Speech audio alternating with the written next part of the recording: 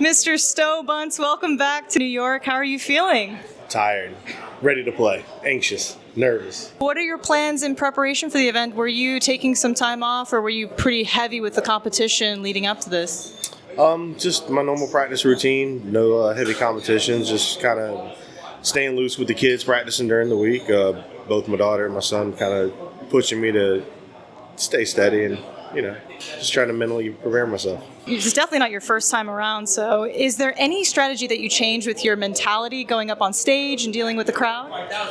I'm actually going to try to go back to what I was doing 2 years ago and just go have fun. Don't put any expectations on myself. Don't push myself to be a better version. Just go up there, have fun, and let the darts fly. So you try to essentially be in Zen mode when you're up there on stage? Sure. Just be relaxed. Go back to the nervous, anxious excitement, but relax. More importantly, just relax. Don't put pressure, because I tend to tense up and tighten up when I put pressure on myself. So I definitely notice you have more of a relaxed presence with your throw. Is there anything mechanically that you do when you feel that tension happening? Like, is there a mantra that goes through your head or something physical that you change? No, there's really nothing physically I can change, because my throw is it's just that. It's mechanics that I work on and have worked on for years, and I preach to every new dart player: muscle memory, routine, rhythm, and the mechanics piece of it. So when I do feel myself tightening up, usually it's just a matter of mental block that I need to fix more than anything, more than a physical block. Do you find yourself one of those players that is very interested in the draw and who you might face, or is it something that you couldn't even be concerned with?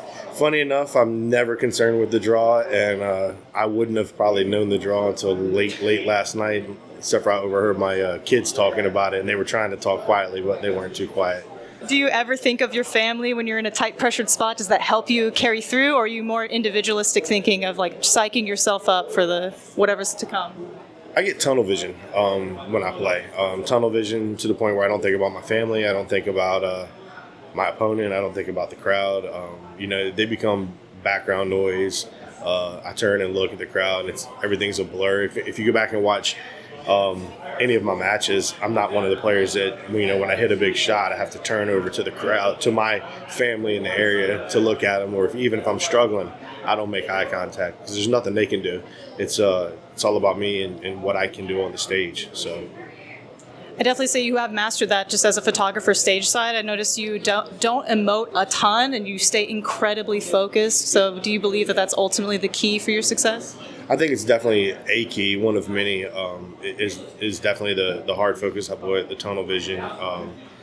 And again, it just allows me to concentrate on what I need to concentrate on, and that's the dart match. Because I don't want to look in the crowd, see my family, and see something happen, or I don't want to get distracted by something that may catch my eye. So I try to just focus on the dartboard, myself, and immaterial things like the lights or the signs. I don't even pay attention, like I said, my opponent either, because I don't want to get enthralled in what actions he may be doing.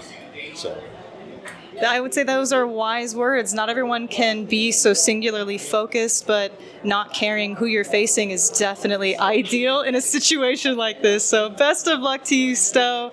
We know you're a seasoned veteran when it comes to this event, and we hope you're feeling confident coming into the tournaments. Thank you so much. I appreciate it.